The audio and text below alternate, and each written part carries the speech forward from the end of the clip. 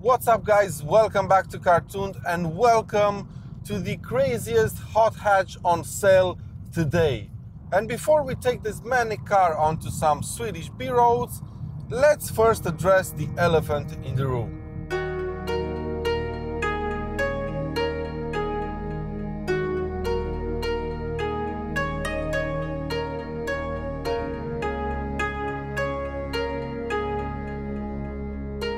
This is the new Honda Civic Type R, and even though it only came out 2 years after the last one went on sale, this car is quite different than the one it replaces. It's lower, it's stiffer, and it now features multi-link rear suspension, unlike the torsion beam of the old car. And all of these aero bits you see around the car, including that massive rear ring, Honda claims they actually produce downforce. And even if that's not true, who cares? Because just look at it. Come on, admit it. The 6-year-old in you is screaming with joy right now. 7 minutes, 43 seconds and 8/10. That's the Nürburgring lap record for front-wheel drive production cars. And this is the car that set that time. And despite that, the new Honda Civic Type R is one of the most comfortable cars I've ever driven. Yes, I repeat, a Honda Civic Type R suspension is comfortable. It's also refined in the way it handles bumps on the road, and to be honest with you, it's more comfortable than my M2 will ever be. I'm not sure if this is all down to the fact that this car has a multi-link rear suspension, but this car is more usable in day-to-day living than ever before.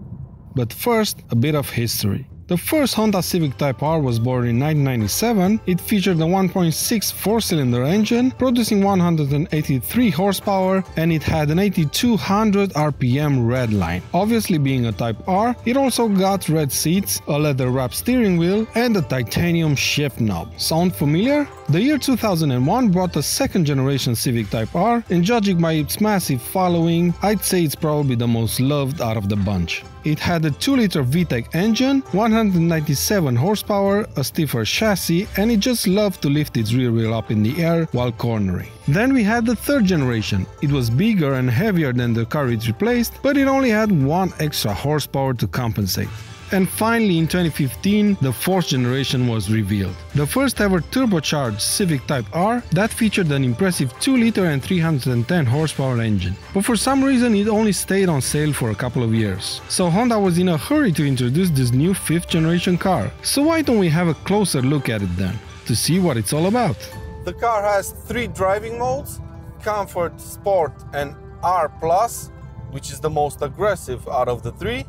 And quite surprisingly, when you switch between them, it makes a huge difference on the way the car is set up. And one cool detail is the fact that this car starts up by default in sport mode. How cool is that? Up front we have a 2-liter turbocharged 4-cylinder VTEC engine. It produces 320 horsepower, 400 Nm of torque, and it can take the car from 0 to 100 km per hour in 5.8 seconds. So it's not that fast when accelerating from standstill. It's actually 1 second slower than the Golf R I've previously tested. But this is not what the Honda Civic Type R is all about. Oh no. This car is all about the senses. It's about involvement in the driving experience. It's all about you, the person behind the wheel, and how it makes you feel. It feels just like a bigger go-kart. No joke. It feels like it's on rails. That's how planted it is to the road. The seats hold you in place thanks to these huge side bolsters over here. The steering is hard and direct, and even the pedals feel just like in a go-kart. All pedals feel firm when you press them, and that allows you to be more precise when operating them. I especially love the feel of the brake pedal. It's quite race car-like. It doesn't have a lot of travel, but it's very progressive. The steering is perfection. It's harder than it is in any other hot hatch I've driven so far. It requires a lot more effort to turn the steering wheel in R+ mode, but it's so rewarding because the car reacts instantly to your every input. no matter how small it is. It's absolutely fantastic, and the only other car I've driven that had so good of a steering response was the Ferrari 458 Italia. And I'm not even joking about this.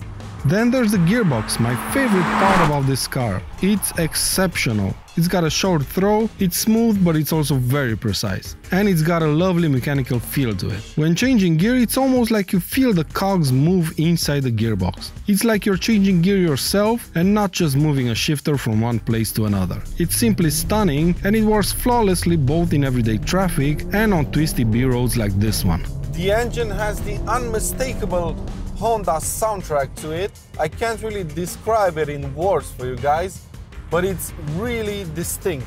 And even though it's a 2-liter 4-cylinder engine, just like most hot hatches are, you can tell from a mile away that a Honda is coming towards you. It's a bit laggy at low RPMs, but if you take it over 2500, it's absolutely exceptional. Throttle response is instant, and torque delivery is really smooth, and it allows you to rev the car up to 7000 RPM without losing any power. As you probably noticed by now, this car is not that loud, even though it has 3 exhaust pipes at the back. And it's even quieter on the inside because it doesn't have any fake noise being pumped through the speaker system. It's a bit of a letdown, I'll admit. I would have loved the louder exhaust, but if this is the best that can be done without resorting to fakeries, I'll take it. Unfortunately, on hard accelerations, especially in lower gears, when the VTEC yaw kicks in, the front wheels tend to lose traction in the initial part of the acceleration. I'm really curious to see how this would feel equipped with a pair of Michelin Pilot Super Sports, because I suspect that the lack of grip is due to the tire in this car and not to the engine being too powerful.